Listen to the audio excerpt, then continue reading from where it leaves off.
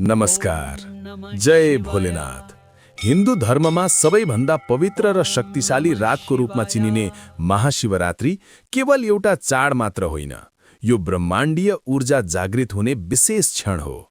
हरेक वर्ष लाखौं भक्तजन नेपाल स्थित पशुपतिनाथ मन्दिर लगायत विश्वभरका शिव मन्दिरहरूमा पुगेर भगवान शिवको पूजा, आराधना र जागराम गर्छन्।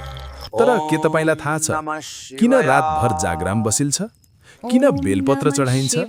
किन शिवलाई महादेव भनिन्छ? आजको भिडियोमा हामी शिवरात्रिका 10 अचम्मका तथ्यहरूबारे जान्नेछौँ जुन धेरैलाई थाहा छैन।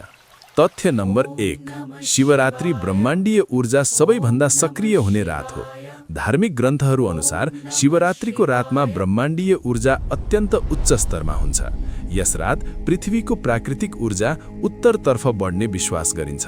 त्यसैले ध्यान, पूजा र जागराम गर्दा आध्यात्मिक उन्नति छिटो हुन्छ।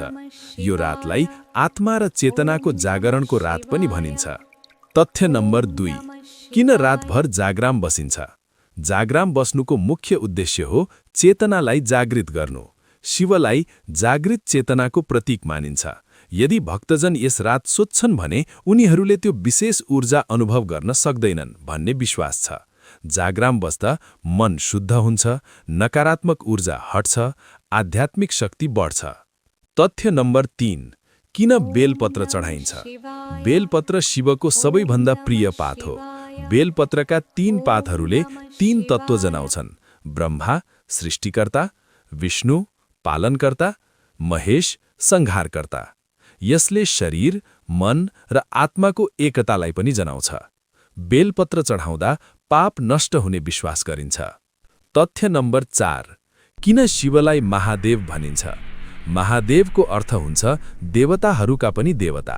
शिवलाई महादेव भनिन्छ किनभने उहाँ सृष्टि, संरक्षण र विनाशका स्वामी हुनुहुन्छ। उहाँ समयभन्दा पनि शक्तिशाली हुनुहुन्छ। उहाँ ब्रह्माण्डको सर्वोच्च शक्ति हुनुहुन्छ। तथ्य नम्बर 5, शिवरात्रिमा उपवास किन बसिन्छ? उपवास बस्नुको उद्देश्य शरीर र मनलाई शुद्ध गर्नु हो। उपवास गर्दा शरीर डिटक्स हुन्छ, मन नियन्त्रणमा आउँछ, ध्यान केन्द्रित गर्न सजिलो हुन्छ। यसले आध्यात्मिक शक्ति बढाउँछ। तथ्य नम्बर 6, शिवलिङ्गको वास्तविक अर्थ के हो?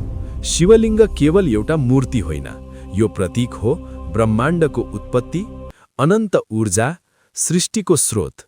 यसले अनन्तता र ब्रह्माण्डीय शक्तिलाई जनाउँछ। तथ्य नम्बर 7, किन शिवले विष पिउनुभयो? समुद्र मन्थनको समयमा भयानक विष निस्किएको थियो। त्यो विषले सम्पूर्ण सृष्टि नष्ट गर्न सक्थ्यो। संसारलाई बचाउन शिवले त्यो विष पिउनुभयो। यसैले उहाँलाई नीलकण्ठ भनिन्छ।